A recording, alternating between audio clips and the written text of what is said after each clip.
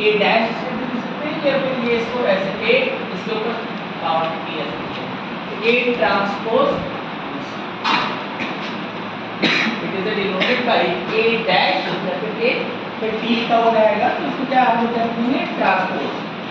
Transpose निकालते कैसे रो interchange by column. Suppose ये मैट्रिक्स ए है A equals to A B C D E F G H I। और अब अगर हम इसका ट्रांसपोज निकालते हैं तो रो इंटरचेंज बाय कॉलम। तो ये A B C ये रो हुई तो अब इसको कॉलम में चेंज कर देंगे तो ये A B C कॉलम आ जाएगा। तो A B C जो हॉरिजॉन्टल जो लाइनें रहेंगी इनको हम लोग क्या बोलते हैं रो बोलते हैं। ये क्या होगी ये फर्स्ट रो हो गया, ये कौन सा रो हो गया सेकंड रो, और ये कौन सा रो हो गया थर्ड रो हो गया। तो फर्स्ट रो इसमें चेंज हो गया फर्स्ट कॉलम। अब ऐसे ही सेकंड रो चेंज हो जाएगा सेकंड कॉलम में, थर्ड रो चेंज हो जाएगा थर्ड कॉलम में। और अब ये जो आ गया ये आ गया हमारे पास ए ट्रांसपोज का वैल्यू। तो ट्रांसपोज जब कभी भी बोल दिया गया ट्रांसपोज हमें कैलकुलेट करना है तो तुरंत हमारे दिमाग में बात आ जानी चाहिए कि रो को हम चेंज कर देंगे किसमें कॉलम में। ये हो गई फर्स्ट पॉइंट। अब नेक्स्ट इसके आगे की बात करते हैं। कुछ प्रॉपर्टीज भी होती हैं तो यहाँ पे डाल देंगे properties of the transpose heading. ये नोट कर लेना कॉपी में। एक कॉपी में नोट के बारे में जब बात करेंगे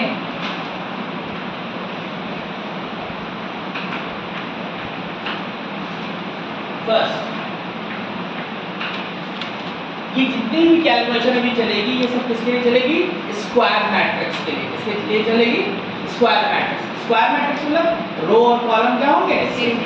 तो अब यहाँ पे अगर दो मैट्रिक्स ए और बी ये दो मैट्रिक्स है इनको ऐड कर दे और देन इसके बाद इसका ट्रांसपोज निकालें तो इसका ट्रांसपोज इक्वल होगा A transpose plus B transpose. अब चाहे वो प्लस हो या फिर क्या हो माइनस। सेकेंड अगर कोई के कांस्टेंट नंबर मतलब स्केलर लगाओ स्केलर तो ये स्केलर जो होगा ये हम इसको बाहर कर सकते हैं यानी कि के इनटू के ट्रांसपोज। के क्या है स्केलर। स्केलर मतलब कोई भी कांस्टेंट नंबर आ सकता है। थर्ड अगर दो मैट्रिक्स का मल्टीप्लिकेशन किया गया है दो मैट्रिक्स ये ए और बी क्या हो गया ए इनटू बी का मीनिंग क्या हो गया दो मैट्रिक्स क्या किए जा रहे हैं मल्टीप्लाई। और मल्टीप्लाई करने के बाद इनका हम लोग क्या निकाल रहे हैं ट्रांसपोज।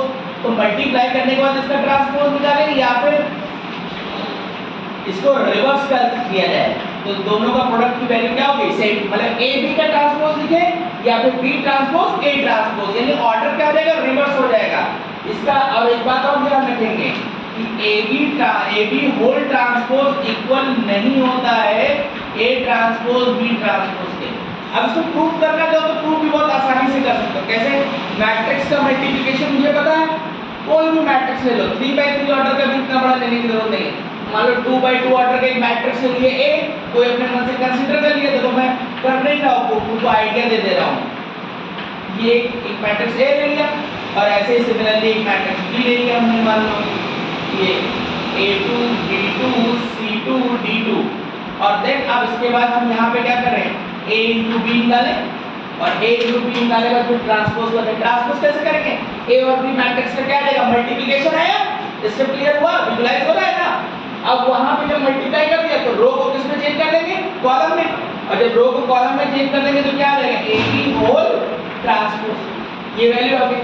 अब उसके बाद फिर हम क्या करेंगे इन मैट्रिक्स का इंडिविजुअल ट्रांसपोज निकालेंगे। ए का ट्रांसपोज निकाला तो यहां से क्या आ गया ए ट्रांसपोज निकाला तो ये a1 b1 ये c1 d1 ये ए ट्रांसपोज होता है। सिमिलरली यहां b ट्रांसपोज निकाला और देन अब a ट्रांसपोज और b ट्रांसपोज को मल्टीप्लाई कर देते हैं ये रिजल्ट क्या आएगा सेम। अच्छा अब एक बात और ये कोई जरूरी नहीं कि जो दो मल्टीप्लिकेशन का मेथड हो ये मोर देन 2 मल्टीप्लिकेशन मैट्रिक्स हो एंड n मैट्रिक्स का भी मल्टीप्लिकेशन होगा तो भी ऑर्डर इसका क्या होगा, रिवर्स ही होगा। मतलब जैसे a b c whole transpose लगाए तो इसका लगा c transpose b transpose a transpose, ये ऐसे हो जाएगा। बात क्लियर? तो ये प्रॉपर्टीज में करेंगे, इसका प्रूफ समझ में ना, ये सभी इसी तरीके से प्रूफ उस पे कैलकुलेट किए गए हैं, उन्हीं को डायरेक्ट हम लोगों ने क्या कर दिया गया है, स्टैंडर्ड फॉर्म में रिप्रेजेंट कर दिया गया है।